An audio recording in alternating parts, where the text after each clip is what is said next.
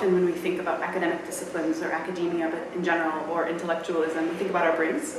We very rarely think about our body as a tool of knowledge or as a sense that leads us into knowledge of the world or into knowledge of ourselves.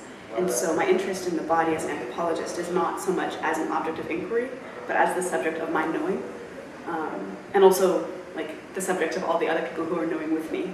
So in my understanding, we can't pretend to seek knowledge, or we can't pretend to ask questions without being aware of the vessel with which we are asking the questions, or from which we are asking the questions. There's a really neat article in this workshop that I read, which talks about how there are a couple different ways of thinking about what our skin is. One is it's a boundary that prevents like us from kind of spilling out into the world and prevents the world from spilling into us. That's one way. Another way of thinking about it is more of a fluid set of relations between the world that is within us and the world that's outside of us. And that the more we can do to bring the world in us in touch with that which is around us, as far as the better. So that's my interest in the body as an anthropologist, is not so much, I'm interested in like body practices as an object of knowledge, more so about how my reframing of what my body is and what my body can do, because we don't actually know what a body can do or what any body can do.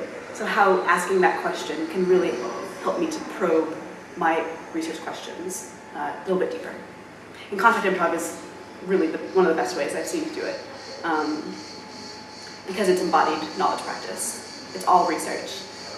When you do a movement, you're not doing it because it looks pretty or because you think it will look flashy for your audience. You're doing it to explore what it feels like. And likewise, in contact, you're doing it with someone else. So they're constantly challenging you to do something new with your body that you didn't know was possible before. So you're constantly discovering newness in a way that I think if we go through our normal set practices of routines and habits and the way we've been trained to move and walk and sit. I'm sitting in a chair right now. I don't have to be doing this, but I am trained to.